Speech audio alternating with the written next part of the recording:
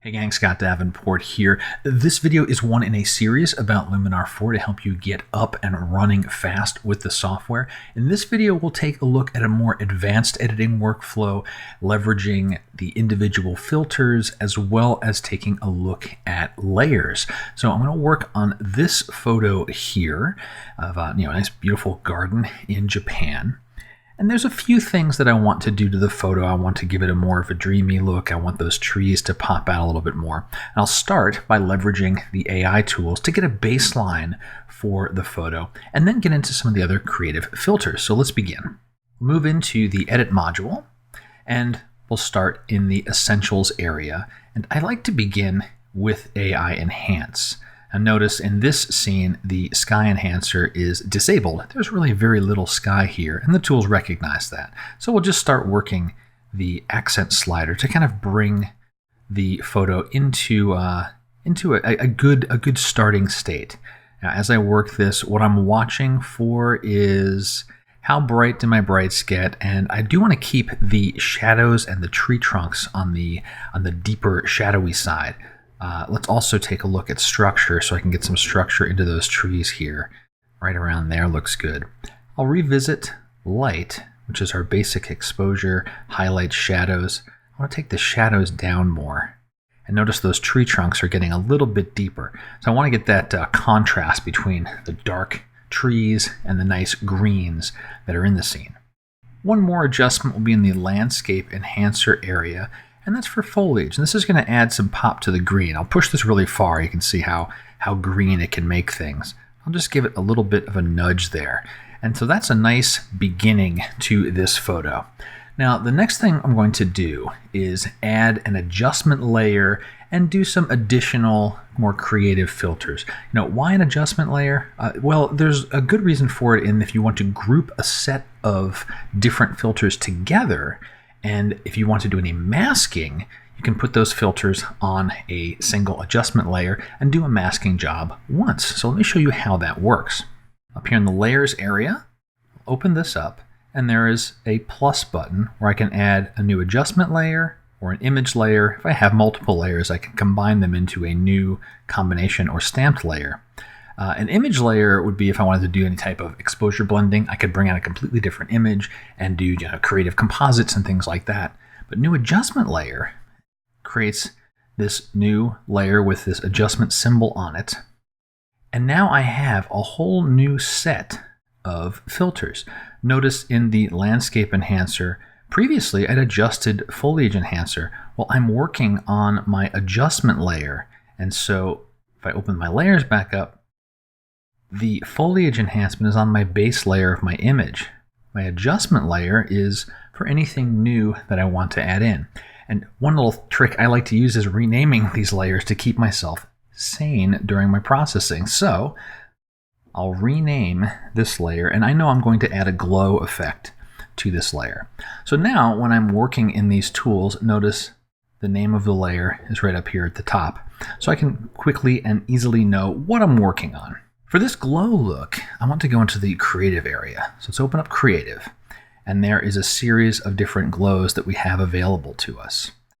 Soft focus, bright. I'm going to do soft focus and open this up. And what I'm watching right now is the foliage.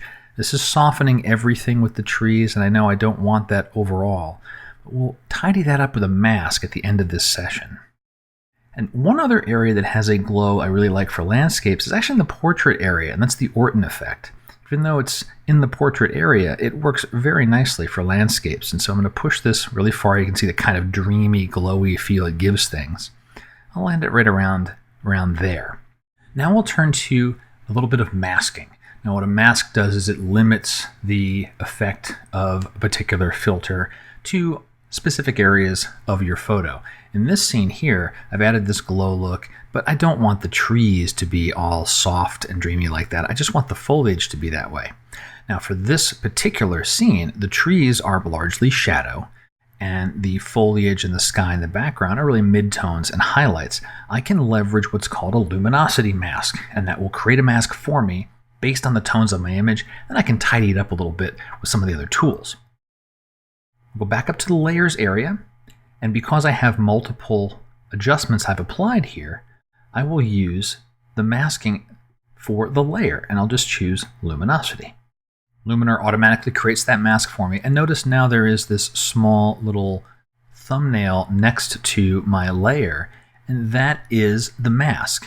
So if I now access my masking tools with a brush, I can visualize that mask. So everywhere that has red is where the effects, the adjustments I've put on that layer are being applied, and everywhere that is more or less non-red, like these tree trunks here, they're getting much less or none of those adjustments. And so the last touch-up I can do here is I'll use the erase tool. I'll use an opacity of maybe 40 or 50% on the brush. That's like the strength of the brush, so I won't remove everything. I want a good blend of that glow with the tree.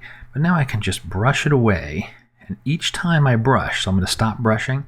If I repeat that, I'm going to take another 40 to 50% of that effect away from this tree trunk. And so I'll just move through the rest of this foreground tree in particular to make sure that I'm not adding too much of a glow look to it, so that I have a nice crisp tree trunk at the end. So something like that.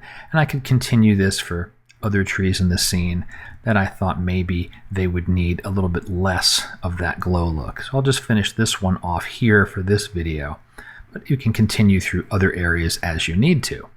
I'll turn that off. I'll say done.